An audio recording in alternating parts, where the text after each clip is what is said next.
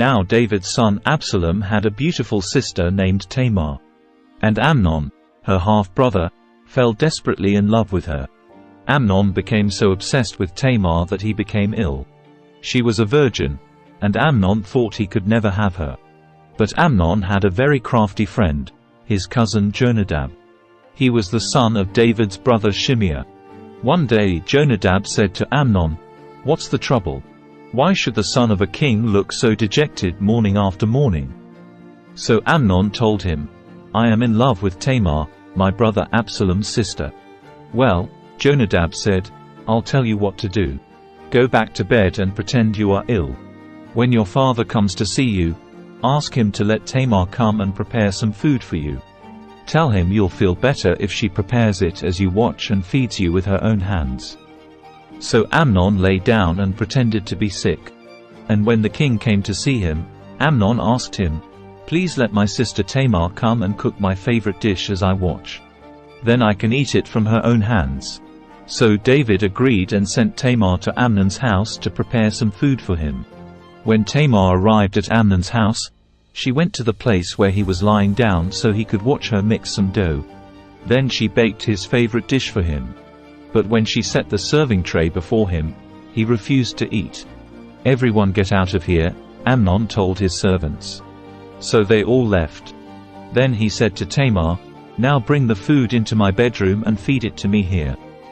So Tamar took his favorite dish to him. But as she was feeding him, he grabbed her and demanded, "Come to bed with me, my darling sister." "No, my brother," she cried. "Don't be foolish. Don't do this to me. Such wicked things aren't done in Israel. Where could I go in my shame? And you would be called one of the greatest fools in Israel. Please, just speak to the king about it, and he will let you marry me." But Amnon wouldn't listen to her, and since he was stronger than she was, he raped her. Then suddenly Amnon's love turned to hate, and he hated her even more than he had loved her. "Get out of here," he snarled at her. "No, no," Tamar cried. "Sending me away now is worse than what you've already done to me." But Amnon wouldn't listen to her. He shouted for his servant and demanded, "Throw this woman out, and lock the door behind her." So the servant put her out and locked the door behind her. She was wearing a long, beautiful robe, as was the custom in those days for the king's virgin daughters. But now Tamar tore her robe and put ashes on her head. And then, with her face in her hands, she went away crying. Her brother Absalom saw her and asked, "Is it true that Amnon has been with you?" "Well, my sister, keep quiet for now, since he's your brother. Don't you worry about it." So Tamar lived as a desolate woman in her brother Absalom's house. When King David heard what had happened, he was very angry. And though Absalom never spoke to Amnon about this, he hated Amnon deeply because of what he had done to his sister. 2 years later, when Absalom's sheep were being sheared at Baal-hazor near Ephraim, Absalom invited all the king's sons to come to a feast. He went to the king and said, "My sheep shearers are now at work. Would the king and his servants please come to celebrate the occasion with me?" The king replied, "No, my son. If we all came, we would be too much of a burden on you." Absalom pressed him, but the king would not come, though he gave Absalom his blessing. "Well, then," Absalom said, "if you can't come, how about sending my brother Amnon with us?" "Why Amnon?" the king asked. But Absalom kept on pressing the king until he finally agreed to let all his sons attend, including Amnon. So Absalom prepared a feast fit for a king. Absalom told his men, "Wait until Amnon gets drunk. Then at my signal, kill him. Don't be afraid. I'm the one who has given the command. Take courage and do it." So at Absalom's signal they murdered Amnon. Then the other sons of the king jumped on their mules and fled. As they were on the way back to Jerusalem, this report reached David: "Absalom has killed all the king's sons. Not one is left alive." The king got up, tore his robe, and threw himself on the ground. His advisers also tore their clothes in horror and sorrow. But just then Jonadab, the son of David's brother Shimea, arrived and said, "No, don't believe that all the king's sons have been killed. It was only Amnon.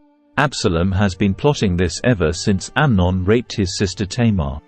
No, my lord the king, your sons aren't all dead.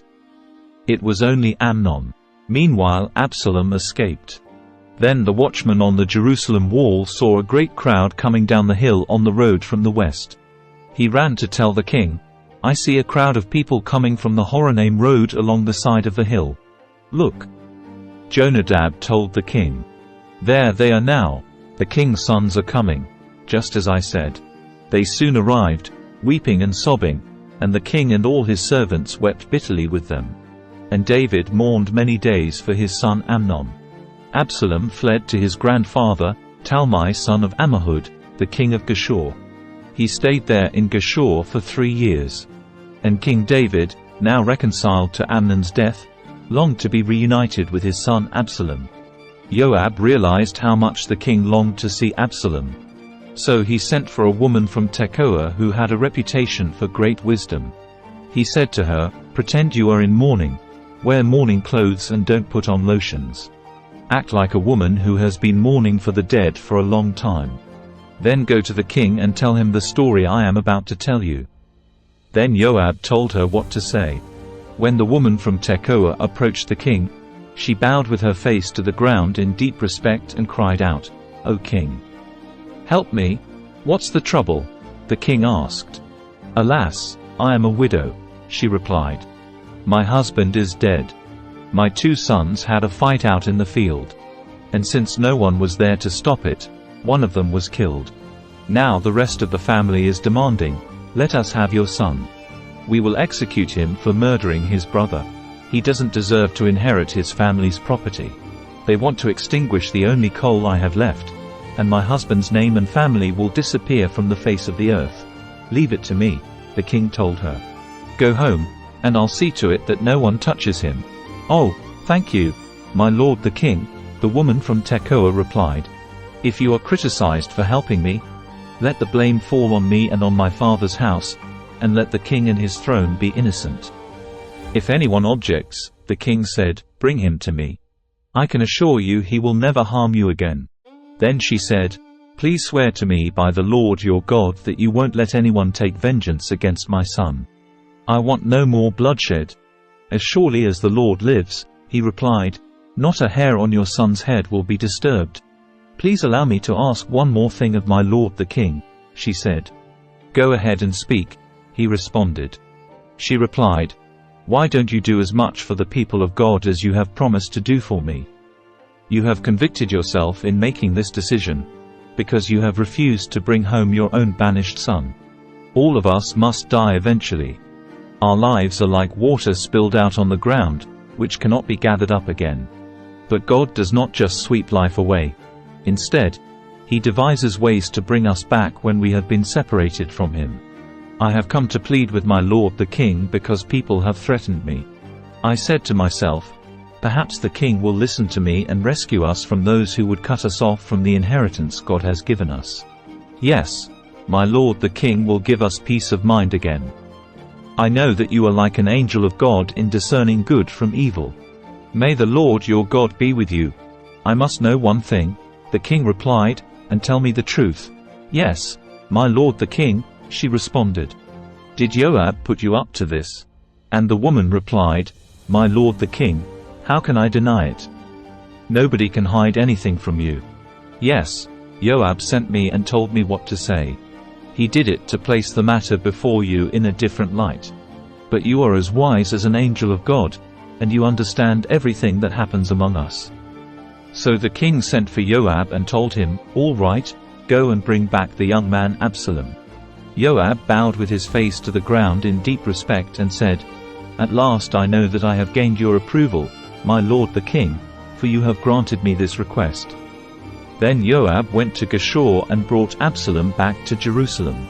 But the king gave this order, "Absalom may go to his own house, but he must never come into my presence." So Absalom did not see the king. Now Absalom was praised as the most handsome man in all Israel. He was flawless from head to foot. He cut his hair only once a year, and then only because it was so heavy. When he weighed it out, it came to 2.5 kilograms. He had 3 sons and 1 daughter. His daughter's name was Tamar, and she was very beautiful. Absalom lived in Jerusalem for 2 years, but he never got to see the king. Then Absalom sent for Joab to ask him to intercede for him, but Joab refused to come. Absalom sent for him a second time, but again Joab refused to come. So Absalom said to his servants, "Go and set fire to Joab's barley field, the field next to mine." So they set his field on fire, as Absalom had commanded. Then Joab came to Absalom at his house and demanded, "Why did your servants set my field on fire?" And Absalom replied, "Because I wanted you to ask the king why he brought me back from Geshur if he didn't intend to see me. I might as well have stayed there. Let me see the king. If he finds me guilty of anything, then let him kill me." So Joab told the king what Absalom had said. Then at last David summoned Absalom, who came and bowed low before the king, and the king kissed him.